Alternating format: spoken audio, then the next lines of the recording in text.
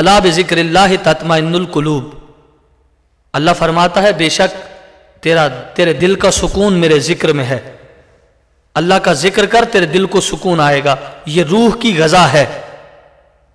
अल्लाह के जिक्र से बंदे के दिल को सुकून मिलता है, बंदे के दिल इत्मीनान में आता है।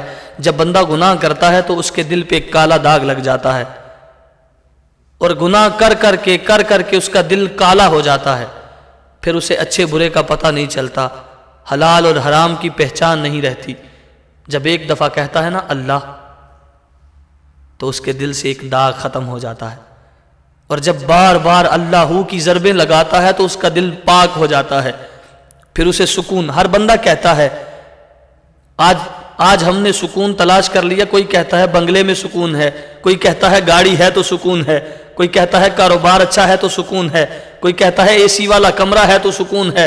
लेकिन आज मैंने वो एसी वाले कमरे में बैठने वाले लोग भी देखे जो परेशान हैं, मैंने वो गाड़ियों वाले भी देखे जो परेशान हैं, जो कहते हैं हमारे दिल को सुकून नहीं है, शाजी दिल इत्मीनान में नहीं आता। हमने वो बंगले वाले देखे कि जो हमें आके कहते हैं कि शाहजी मेरा दिल इत्मीनान में नहीं है, मेरे दिल को सुकून नहीं है।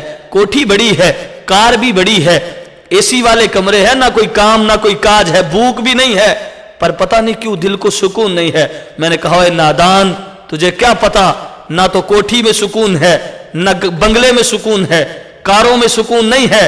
अल्लाह फरमाता है अगर तेरे दिल का सुकून चाहता है, अगर तू चाहता है मेरा दिल इत्मीनान में रहे, तो अला बिज़िक्रिल्लाहि तत्मइन्नुल कुलूब। अल्लाह फरमाता है तुम्हारे दिलों का सुकून मेरे जिक्र में है, मेरा जिक्र कर लिया करो। आज कोई गाने सुनता है, कहता है दिल को सुकून आता है, कोई गजलें सुनता है, कोई किसी का कोई किसी का। मैं कहता हूं ना तो सुकून गजलें सुनने में है, अगर दिल का सुकून चाहता है गजलें सुनना छोड़ दे, मुस्तफा की नाते सुनना शुरू कर ले। अगर चाहता है कि मेरे दिल को सुकून मिले तो गाने सुनना छोड़ दे, कुरान सुना कर, तेरे दिल को सुकून रहेगा। आज हमारे दिल मुर्दा हो चुके हैं, हमारे दिलों को सुकून इसलिए नहीं है। भाई मैं आपको बताना चाहता हूं, ये दूर की बात नहीं, कोई किसी के पास है, कोई किसी के पास, कोई किसी जगह, कोई किसी जगह, लेकिन हमारे दिल का सुकून, हमारे दिल का इत्मीनान ये कहां खो चुका है?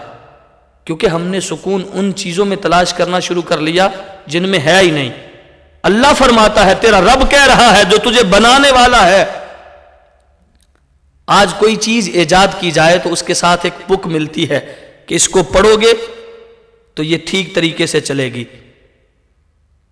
और जिसने इंसान को बनाया उस खालिक ने इसके साथ एक किताब भेजी ताकि इसको गुजारना, इसको चलाना, तो ये पढ़ के चलाना, फिर इत्मीनान से, फिर सुकून से रहेगा तू। तो उसी किताब में लिखा है कि जो इसके अंदर दिल है, इसका सुकून बंगले में नहीं, इसका सुकून कोठी में नहीं, इसका सुकून कार में नहीं है। उसी किताब में लिखा है, उस बनाने वाले ने, इंसान को बनाने वाले, पैदा करने वाले ने लिखा, अला बिज़िक्रिल्लाहि तत्मइन्नुल कुलूब, अल्लाह का जिक्र किया कर, तेरा दिल सुकून में रहेगा, तेरी रूह को ताजगी मिलेगी, तेरा दिल इत्मीनान में रहेगा। आज अगर हमारा क्या हाल हो चुका है, हम तो इतने बदबख्त कौम हैं कि अगर इमाम साहब 5 मिनट ज्यादा लगा दें नमाज में, किरत लंबी कर दें, तो हम कहना शुरू कर दें मौलवी साहब खैर है, वक्त नहीं देखते, वक्त थोड़ा था, टाइम थोड़ा था। मैं कहता हूं वो ताश के पत्ते खेलने के लिए तेरे पास वक्त है, लेकिन नमाज पढ़ने के लिए नहीं है। अगर नमाज की रकत लंबी हो जाए तो तुझे घड़ियां याद आती हैं। जुमे के दिन अगर इमाम साहब खुतबा थोड़ा लंबा कर दे तो घड़ियां दिखाई जाती हैं, टाइम देखो जी। जब वो ताश के पत्ते खेल रहा था, जब वहां चौक में बैठ के वो किसी की चुगलियां गीबत चल रही थी, वहां बैठ के तुझे घड़ी याद नहीं आई कि मेरा आखिरी वक्त आ चुका है, पता नहीं मौत की घड़ी कब आन पहुंचे? वहां तुझे घड़ियां याद नहीं आती। ये किस लिए है? क्योंकि हमारा दिल गाफिल हो चुका है, हमारे दिल मुर्दा हो चुके हैं। इसका नेकी में दिल नहीं लगता, शैतानी कामों में दिल लग जाता है, शैतानी कामों में इत्मीनान से रहता है। खुदारा दोस्तों, मैं आपसे ये कहता हूं कि बखुदा आज अगर सुकून है दिलों को तो अल्लाह के जिक्र में है। अल्लाह वालों को देखो जिन्होंने सारी जिंदगी अल्लाह का जिक्र किया, और जब बंदे का दिल इत्मीनान में हो, ना उसे माल का खौफ होता है, ना उसे किसी चीज का खौफ नहीं रहता। وہ فقط اسے یہ ہے کہ میرا دل اللہ کی یاد میں ہے، اور جس کا دل اللہ کی یاد میں لگ جائے اللہ اسے مرنے بھی نہیں دیتا، اسے موت کا بھی ڈر ختم ہو جاتا ہے۔ ایک روایت ملتی ہے حضرت نوح علیہ السلام کے دور کی، جب طوفان آنے کا وقت تھا تو وہاں ایک بڑھیا رہتی تھی، وہ آنکھوں سے نابینی تھی۔ اس کے پاس حضرت نوح علیہ السلام آئے اور آ کے اسے بتایا کہ اللہ کا عذاب آنے والا ہے، طوفان آنے والا ہے، لیکن بڑھیا میں تجھے لے جاؤں گا جب وہ وقت آیا۔ تو کسی وجہ سے نہ لے کے آ سکے یا ذہن سے وہ بات نکل گئی۔ جب طوفان تھما، عذاب آیا، چلا گیا، طوفان تھم گیا، تو پھر ذہن میں آیا کہ میں نے تو بڑھیا سے وعدہ کیا تھا۔ پھر اس کے گھر آئے، اس کے دروازے پہ دستک دی تو اس نے اندر سے آواز لگائی، اے نبی اللہ کیا طوفان آ چکا ہے؟ جب یہ الفاظ سنے اس نے دروازہ کھولا تو کہا، بڑھیا تجھے پتہ نہیں چلا؟